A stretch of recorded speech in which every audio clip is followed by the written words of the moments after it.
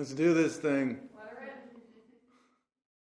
My name's Alex Blackmer. I'm the CEO at Solaris Energy. How far back do you want me to go? Well, I first got interested in solar back when I was in high school in 1973, when there was the Arab oil embargo was a thing.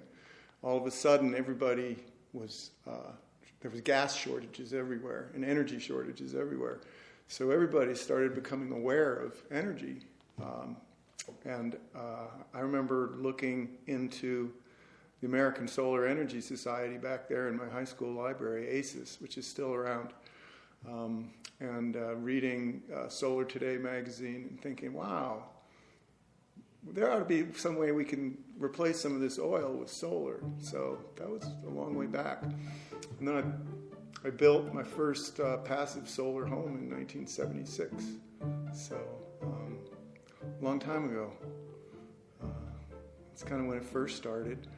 And then I always wanted to build more active solar homes.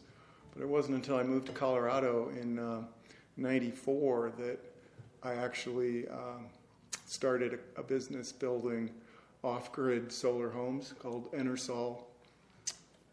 And so worked on remote homes mostly where there weren't power lines. That was kind of the only place where it was economically feasible at the time.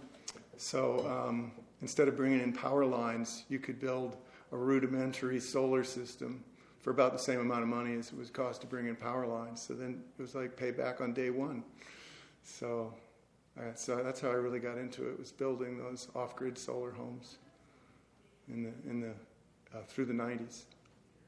Well, after building these remote solar homes and using solar and wind and energy efficiency, I wanted to have a broader impact and build not just remote solar homes, but try to take some of the technologies I'd learned doing that into the big city, as it were, and in particular wanted to bring solar to affordable housing rather than more wealthy homeowners in rural Colorado.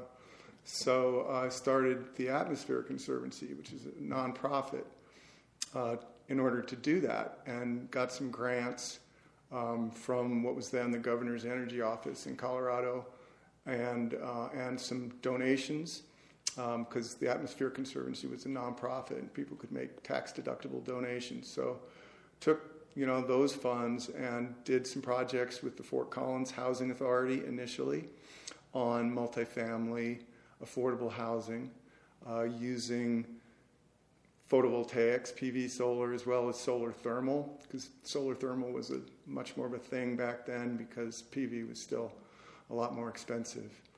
So we built PV and solar thermal on apartment buildings here in Fort Collins, and then Milliken and Longmont and Loveland, and worked with other housing authorities to bring solar out more into the mainstream.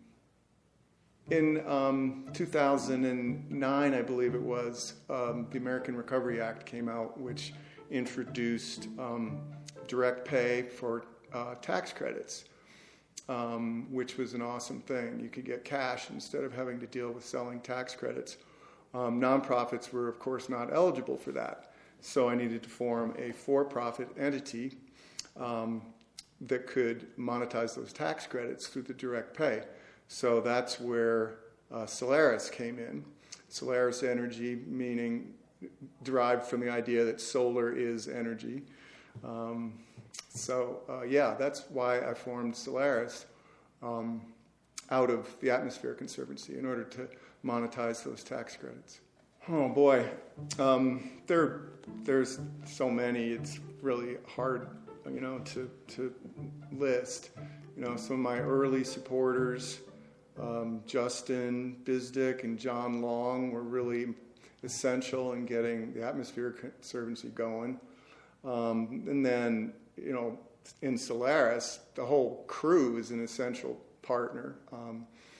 But particularly my partners, Jess and Nick, have helped, to build that team that is so essential.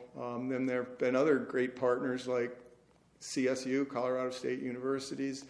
We've been doing projects with them since 2014, I think, and they've been a great partner.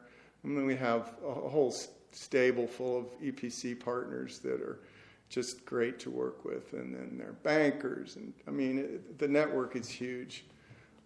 It's kind of too difficult to list them all. But thanks to everybody.